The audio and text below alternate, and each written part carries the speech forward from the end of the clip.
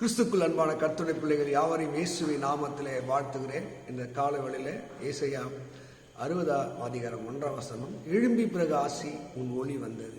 இன்னைக்கு அநேகர் வாழ்வில் எழும்ப வேண்டும், பிரகாசிக்க வேண்டும், அநேக நன்மைகளை பெற வேண்டும், தொழிலில், குடும்பத்தில், என்னை போல ஊழியத்தில். ஆனால் அந்த பிரகாசம் இல்லாமல் போனதற்கு பல காரணங்கள் உண்டு. ஒரு சுயபலத்திலே, சுய அறிவிலே, சுய ஞானத்திலே எந்த மனிதனும் எழும்பி பிரகாசித்து விட முடியாது. அதுதான் யோவான் சுவிசேஷம் 1:9 எந்த மனிதனை பிரகாசிக்கிற ஒளியே அந்த மெய்யான ஒளி. எந்த மனிதனாயிருந்தாலும் அந்த மனிதனை பிரகாசிக்கக்கூடிய ஒரு தெய்வம் இருக்கிறார். அவரை நம்பும் போது, அவரை தேடும் போது, அவர் சமூகத்திலே காத்திருக்கும் போது அவர் அந்த மனிதனை அவர் பிரகாசிக்கும்படியாய் செய்கிறார். தேவ மக்களே, ஒருவேளை உங்கள் வாழ்க்கையில் பல தடைகள், போராட்டங்கள், கண்ணீர்கள், நிந்தைகள், என்ன செய்வதோ என்று தெரியவில்லை என்றால் நீங்கள் உங்களை அழைத்தவரை நோக்கி நீங்கள் பார்க்க வேண்டும். இதைத்தான் பரிசுத்த வேதத்திலே யாத்திராகம புத்தகம் 34 30 மோசே தேவ சமூகத்திலே போய் அவன் தேவனுக்காக காத்திருக்கிறான், தேவ சமூகத்திலே காத்திருக்கிறான், ஆண்டவரோடு உறவாடுகிறான், ஆண்டவரோடு ஐக்கியப்படுகிறான். நீங்கள் உங்களை படைத்த இறைவனோடு ஐக்கியப்பட்டு தேவனோடு நீங்கள் உங்கள் உறவை அதிகரித்துக் கொள்ளும் போது ஒரு அற்புதம் நடக்கிறது. மோசே அவன் முகம் பிரகாசித்தது, மோசேவுடைய வாழ்வு பிரகாசித்தது. அது 35 பார்க்கும்போது, மோசே உன் முகத்தை முக்காடிட்டுக்கொள், உன் முகத்தை எங்களால் பார்க்க இயலவில்லை, ஏனென்றால் ஆண்டவருடைய மகிமை அவன் மீது. உலகத்திலே வந்து எந்த மனிதனையும் பிரகாசிக்கிற ஒளியே அந்த மெய்யான ஒளியாக என் ஆண்டவராக இயேசு இருக்கிறார். தேவ மக்களே, உங்கள் வாழ்க்கையில் ஒரு வெளிச்சம் இல்லை, ஒரு நன்மை இல்லை, வாழ்க்கையில் ஒரு ஜெயம் இல்லை, நான் இன்னும் தடுமாறுகிறேன், போராடி கொண்டிருக்கிறேன் எண்ணுகிறாயா? இன்னைக்கு ஆண்டவராக இயேசுடைய சமூகத்திலே உங்களை ஒப்பு கொடுப்பீர்கள் என்று சொன்னார்.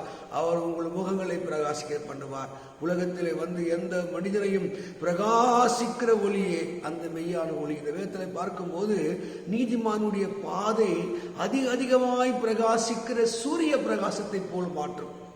உன்னை நீதிமானாக மாற்றுவது கர்த்தர் தான். இதுதான் நீதிமொழி 4:18 சொல்லுது, அவன் சூரிய பிரகாசத்தை போல பிரகாசிக்க பண்ணுவார். உங்கள் வாழ்க்கை இன்னும் பிரகாசிக்கலையா? எந்த நிலைமையில் இருக்கிற?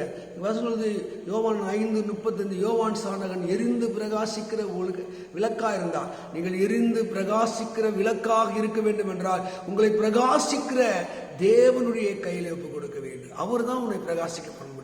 லூக்கா சுவிசேஷத்தில் 11:33 படிக்கும் போது, விளக்கை கொளுத்தி மரக்காலிலே மூடி வைக்காமல் விளக்கு தண்டின் மேலே வைப்பார்கள். ஆண்டு ஒருவதா உன்னை என்னை விளக்கு தண்டி மேல் வைத்து உயர்த்துகிறவராய் இருக்கிறார். ஒருவேளை மரக்காலாகிய பாவம், மரக்காலாகிய உலகம், மரக்காலாகிய அறியாமை நம்மை மடக்கி வைத்திருக்கலாம். ஆனால் இயேசு பண்ணை வரும்போது அவர் உன்னை பிரகாசிக்க பண்ணுது. யோவான் ஸ்தானகன் அவன் பிரகாசிக்கிற, எரிந்து பிரகாசிக்கிற விளக்கா இருந்தார். உங்களுக்கு கொடுக்கப்பட்ட இந்த கொஞ்ச காலம், கொஞ்ச வாழ்வை நீ எரிந்து பிரகாசிக்கிற விளக்கா இருக்க வேண்டும் என்றால் சில பலவீனங்கள் நம்ம கண்டுபிடிக்க வேண்டும். வேதத்தில் திபரால் சொல்றார், நான் தாயாக எழும்ப வரைக்கும் தேசம் பாழாய் கிடந்து அவன் எழும்பி பிரகாசிக்க ஆரம்பித்தான்.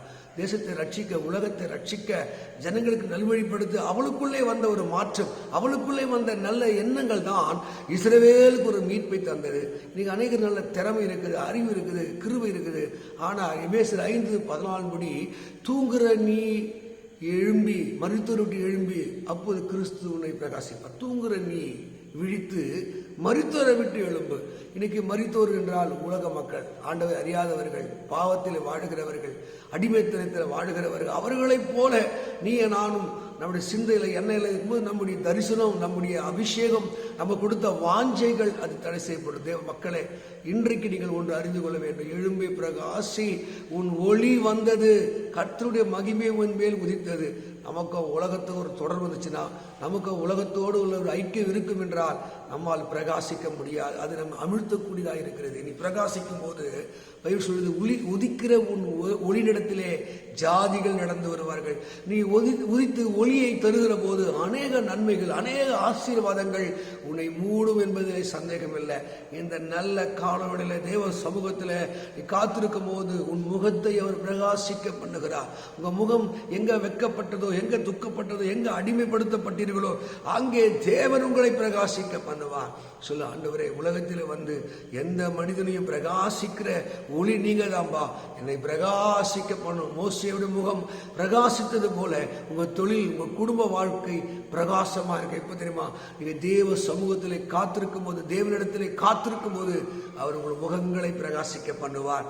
ஒருவேளை உண்மை உலகத்தோடு தொடர்பு, உலகத்தோடு ஒரு ஐக்கியம் இருக்கும் என்றால், தூங்குகிற நீ மரித்தோரை விட்டு எழுந்திரு, கிறிஸ்து உங்களை பிரகாசிப்பார். தேவ மக்களே, கர்த்தருடைய பிரசனத்தை உணர்வோம்.